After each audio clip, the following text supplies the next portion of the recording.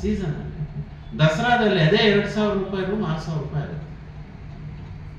ಹೀಗೆ ಅಂದ್ರೆ ಬಿಸಿನೆಸ್ ಅನ್ನೋದು ಇದೆಯಲ್ಲ, ಅದನ್ನ ನಾವು ಅರ್ಥ ಮಾಡ್ಕೊತಾ ಹೋದಂಗೆನೆ ಅದರ ಫ್ಲೇರ್ನ ನಾವು ಅನುಭವಿಸ್ತಾ ಹೋಗ್ತೀವಿ. ಈಗ ನನಗೆ ಕೃಷಿ ಪ್ರವಾಸೋದ್ಯಮಕ್ಕೆ ಅವನು ಹೇಳಿದ್ದು ಒಂದು ವಿಚಾರ. ಯಾರೋ ಒಂದಿಬ್ರು ಗಂಡ ಹೆಂಡತಿ ಬಂದ್ರಂತೆ, ಒಂದೆರಡು ಮಗು ಕರ್ಕೊಂಡ್ ಬಂದ್ರಂತೆ. ಇವನೇನ್ ಮಾಡಿದಾನೆ, ಬಿಡಾಗ ಮರದ ಮೇಲೆ ಒಂದು ಮರದಕ್ಕಿ ಕೂರಿಸ್ಬಿಟ್ಟಿದ್ದಾನೆ. ಮರದಕ್ಕಿ ಬಿಲ್ಲು ಬಾಣ ಕೊಡೋದು, ಅಲ್ಲಿ ಅಕ್ಕಿ ಇದೆ ಬಡಿ, ಬೆಳಗಿನ ಸಂಜೆವರೆಗೂ ಅದನ್ನೇ ಮಾಡೋದಂತವ್ರು, ಇನ್ನೆಲ್ಗೂ ಹೋಗ್ಲೇ ಇಲ್ಲ. ಅಕ್ಕಿ ಬೀಳಲ್ಲ, ಇವನು ಹೊಡೆಯೋದ್ ಬಿಡಲ್ಲ, ಇವನು ಬಿಡೋ ಬಾಣ ಅಲ್ಲಿ ತನಕ ಹೋಗೋದೇ ಇಲ್ಲ. ಚಾರ್ಜೇ ಇಲ್ಲ.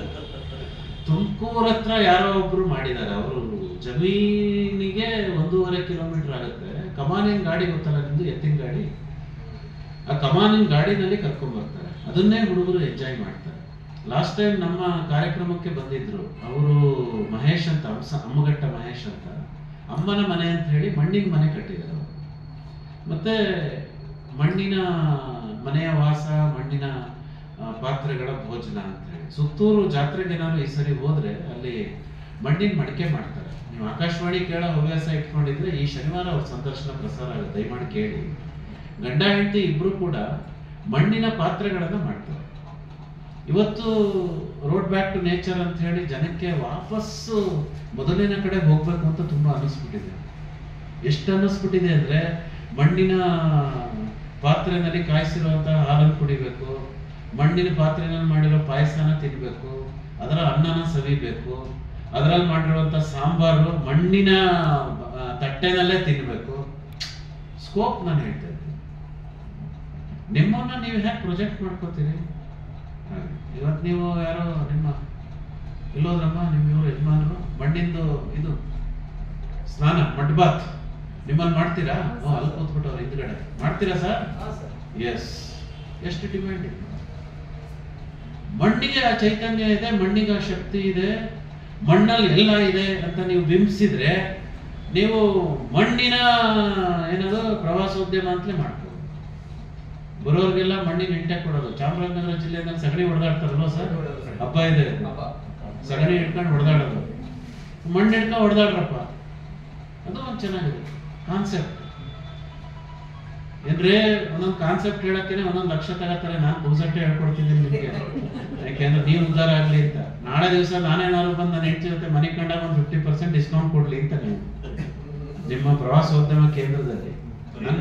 ನಾನು ಫ್ರೀ ಬೇಡಪ್ಪ, ಯಾರು ಕೊಡಲ್ಲ ಸುಮ್ಮನೆ ಅಂತಾರೆ.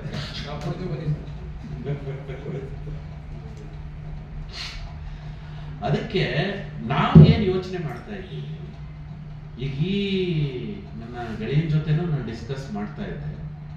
ಈಗಾಗಲೇ ಒಂದು ಕಂಪನಿಯನ್ನ ಫ್ಲೋಟ್ ಮಾಡ್ಬಿಟ್ಟಿದೀವಿ. KSTDC ಏನ್ ಬಡ್ಡೆ ಇಟ್ರು ನಮ್ಮ ಮುಂದೆ, ನಾವು Karnataka agro tourism development company ಅಂತ. ಅವರು KSTDC, ನಾವು KATDC.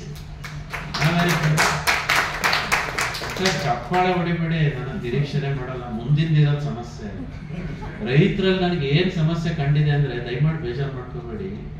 ನೀವೆಲ್ಲ ಇಂಡಿವಿಜುವಲಿ ಬಹಳ ಒಳ್ಳೆಯವರು, ದೇವರಂತ ಮನುಷ್ಯರು, ಡಾಕ್ಟರ್ ರಾಜ್ಕುಮಾರ್ ಇದ್ದಂಗೆ. ಆದ್ರೆ ಗ್ರೂಪಿಗೆ ಬಂದಾಗ ಸ್ವಾರ್ಥಿಗಳಾಗುತ್ತೆ. ಗುಂಪಲ್ಲಿ ನೀವೆಲ್ಲ ಸ್ವಾರ್ಥಿ, ಇಂಡಿವಿಜುವಲಿ ಎಸ್ ದೇವ್ರು ಪಾ ಇವನ್ ಬಿಟ್ರಿಲ್ಲ ಕಣ. ಈಗ ನಾಳೆ ದಿವಸ ಅಣ್ಣಯ್ಯ ಡಿಜಿಟಲ್ ಮಾರ್ಕೆಟಿಂಗ್ ನಾನು ಕೇಳಿದೆ ಅಂತ ಇಟ್ಕೊಳ್ಳಿ, ನನ್ನ ಕಂಪ್ನಿಗೆ ಫ್ರೀಯಾಗಿ ಕೆಲಸ ಮಾಡಪ್ಪ ಅಂತ. ಒಂದ್ ದಿವಸ ಬರ್ತಾನೆ, 2ನೇ ದಿವಸ ಆಗ್ಲೇ ಮೊಬೈಲ್ನ ಸ್ವಿಚ್ ಆಫ್ ಮಾಡ್ಕೊಂಡು ಓಡಾಡ್ತೀವಿ. ಅಂದ್ರೆ ಈ ಒಂದು ಕಾಸ್ಗೆ ಓಡಾಡುವಂತ ವ್ಯಕ್ತಿಗಳು ಸಿಗಲ್ಲ, ಕಷ್ಟ.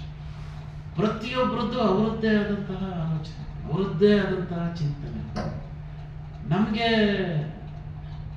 ಬೇರೆಯವ್ರನ್ನ ಅಭಿವೃದ್ಧಿ ಮಾಡ್ಕೊಂಡು ಏನಾಗಬೇಕಾಗಿದೆ ಸರ್ ಅಂತಾನೆ ಯೋಚನೆ ಮಾಡ್ತಾರೆ, ಅದನ್ನೇ ಹೇಳ್ತಾರೆ. ಅವ್ನು ಉದ್ಧಾರ ಆದ್ರೆ ನಂಗೇನಾಗಬೇಕು ಸರ್, ನಂದು ನೀನ್ ಅಭಿವೃದ್ಧಿ ಆಗೋದು ಅದನ್ನೇ ಹೇಳಿ ಸರ್. ಈಗ ನಿಮ್ಮಲ್ಲೂ ಬಹುಶಃ ಅದೇ ತರಹ ಆಲೋಚನೆ ಇಟ್ಕೊಂಡೆ ಸುಮಾರು ಜನ ಬಂದಿದ್ದೀರಿ, ನಾನು ಇಲ್ಲ ಅಂತ ಹೇಳಲ್ಲ, ಅದು ತಪ್ಪು ಅಲ್ಲ.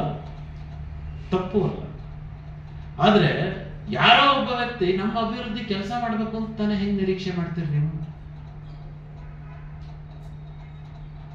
ಅದಕ್ಕೆ ಭಗವದ್ಗೀತೆನ ಶ್ರೀಕೃಷ್ಣ ಹೇಳ್ಬಿಟ್ಟ, ಉದ್ಧರೇತ್ ಆತ್ಮಾನ ಆತ್ಮಾನ ಸದಯತ್ ಅಂತ. ನಿನ್ನ ಮತ್ತೆ ಈ ತರಬೇತಿ ನಾನು ಯಾಕೆ ಅಂದ್ರೆ ಈ ನೆಟ್ವರ್ಕ್ ಇದೆಯಲ್ಲ ಅದನ್ನ ನಾವು ಬಿಲ್ಡ್ ಮಾಡಿ. ಇವತ್ತು ಸುಭಾಷ್ ಅವ್ರಿಗೆ ಅಗರಿ ಬೊಮ್ಮನಹಳ್ಳಿ ಅವ್ರ ಪರಿಚಯ ಆದ್ರು, ಚಿತ್ರದುರ್ಗದವ್ರ ಪರಿಚಯ ಆದ್ರು, ಅವ್ರಿಗೆ ಸುಭಾಷ್ ಅವ್ರ ಪರಿಚಯ ಆದ್ರು.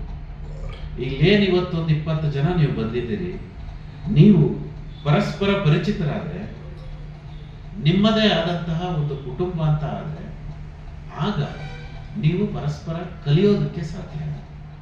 ನೀವು ಬೇರೆಯವ್ರನ್ನ ಉದ್ಧಾರ ಮಾಡ್ತಿಲ್ಲ, ದಯಮಾಡಿ ಆ ಭಾವನೆ ಇಟ್ಕೋಬೇಡಿ. ನೀವು ನಿಮ್ಮಲ್ಲಿರುವಂತಹ ವಿಚಾರವನ್ನ ಬೇರೆಯವ್ರ ಜೊತೆ ಹಂಚ್ಕೊಂಡಾಕ್ಷಣ ಅವನು ಉದ್ಧಾರ ಆಗಲ್ಲ. ಈಗ ಯಾಕೆ ಒಬ್ಬ ರೈತನ ತರ ತೋಟ ಇನ್ನೊಬ್ಬ ರೈತ ಮಾಡಕ್ ಆಗಲ್ಲ ಅಂತಂದ್ರೆ, ವ್ಯವಸಾಯದಲ್ಲಿ ಕಟ್ ಅಂಡ್ ಪೇಸ್ಟ್ ಇಲ್ಲ. ಅವನು ಮಾಡ್ದಂಗೆ ನೀವು ಮಾಡಿದ್ರು, ಕೇವಲ 100 ಅಡಿ ದೂರದಲ್ಲೇ ಮಾಡಿದ್ರು ಅವನ ತೋಟನೇ ಬೇರೆ ತರ ಇರುತ್ತೆ, ನಿಮ್ ತೋಟನೇ ಬೇರೆ ತರ. ಹಾಗಾಗಿ ಮಾಹಿತಿಯನ್ನಾಗಲಿ ಒಳ್ಳೆ ವಿಚಾರವನ್ನಾಗಲಿ ಹಂಚ್ಕೊಳ್ಳಿ.